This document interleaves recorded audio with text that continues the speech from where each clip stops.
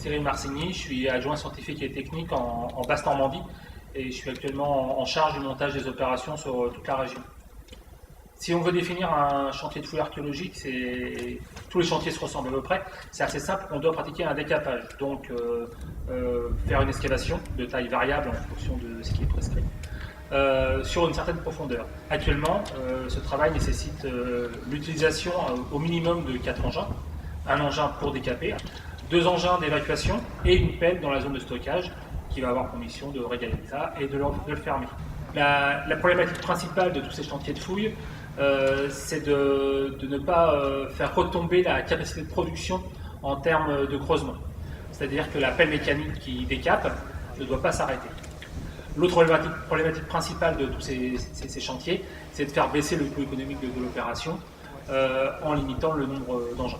D'autres grosses problématiques sur un chantier de fouille, la première et la plus essentielle, c'est celle de ne pas détruire les vestiges enfouis et donc de limiter la circulation des engins et surtout leur impact sur le sol. Donc avoir des engins qui restent le plus possible en surface. Christophe Bossy, entreprise de terrassement depuis près de 20 ans. Depuis près de 20 ans, prestation de terrassement de nature archéologique. Donc on s'est spécialisé au fil des années. On a apporté la technique également du jet de pelle, qui correspond pleinement à ce type de prestation. Après, cette technique-là va jusqu'à une certaine limite en termes de distance de stockage des terres. Le matériel jusqu'à maintenant le plus performant, c'est le tombereau. Ceci dit, il nécessite la même attention pour le décapage, à savoir le chauffeur de pelle est obligé de charger le tombereau, surtout les premiers godets, avec attention pour pas que ça colle dans le fond des mètres. Donc c'est une perte de temps, il faut que le tombereau ou le tracteur benne s'aligne correctement. Et il faut 2 engins pour éviter toute attente de la machine. C'est jamais facile de régler ça comme il faut, parce que soit c'est la pelle qui attend, soit c'est un tombereau qui attend. On a une problématique actuellement, il faut trouver des moyens de plus en plus performants pour réaliser les chantiers dans les temps impartis. J'ai la solution, c'est la raison pour laquelle j'ai convié Cyril Marcigny pour en constater. La décapeuse tractée, là, après l'essai, nous a convaincus. Donc la décapeuse tractée n'est pas connue en France puisqu'elle n'est pas commercialisée. L'avantage de cette machine, c'est de voir qu'on passe d'un atelier de 4 engins à 2 engins, avec un matériel de production qui garde 30% de productivité. On peut aller jusqu'à 5 rotations avec une décapeuse tractée contre une rotation de tombereau. Oui, donc j'ai assisté à la démonstration de la décapeuse tractée. Je suis assez séduit par son fonctionnement. Elle a plusieurs avantages pour nous en termes de fouille et d'archéologie préventive. Premier avantage, c'est de ne pas arrêter la pelle qui décape, donc c'est le fameux outil de production qui, pour ma part, ne doit jamais être arrêté sur un chantier, qui doit travailler en continu. Et là, c'est le cas, c'est possible. On réduit le nombre d'engins et on améliore cette rotation et cet outil de production qui va pouvoir décaper en continu. On retrouve les avantages du jet de pelle. La pelle va rejeter les terres à proximité immédiate de l'excavation.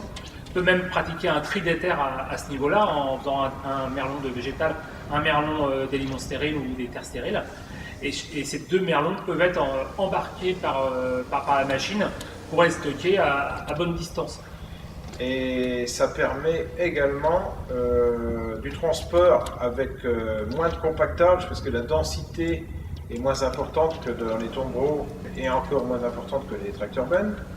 L'avantage de la décapeuse tractée, c'est de stocker les terres végétales de façon optimum, puisqu'elles sont fermées sans être trop compactées. Donc le tas est toujours profilé en arrondi sur le haut, donc pas de rétention d'eau. Pour la terre végétale, qui est un élément très important pour la remise en état des terrains, cette terre végétale ne doit pas être trop compactée. On doit éviter de trop rouler dessus. Et là, l'engin est très bien adapté à ce genre de reprise des terres. Autre avantage certain, c'est la reconstitution des terres, le rebouchage. On nous demande de plus en plus de reboucher les zones de fouille après notre intervention, avec plein de problèmes de compactage des terres, de remise en état par passes successives des matériaux. Là, c'est tout naturellement possible avec ce type d'engin. En phase finale, ça permet de faire une reconstitution de sol à l'identique. Donc remettre ça par couches successives, recommencer par les limons argile et finir par la terre végétale. Donc ce qui est très recherché par les aménageurs aujourd'hui. Un autre avantage de la décapeuse tractée, c'est sa faible densité au sol, ce qui permet, l'essentiel c'est la protection des vestiges et une production accrue puisqu'elle ne s'enlise jamais. Aujourd'hui, je considère que la décapeuse tractée, c'est vraiment le matériel le mieux adapté pour ce type de travaux. Dans l'attente d'un test grandeur nature, la décapeuse tractée semble pour l'instant en tout cas un outil particulièrement performant pour le type de chantier qu'on pratique en archéologie préventive. Il reste maintenant à l'essayer sur un de nos chantiers. Et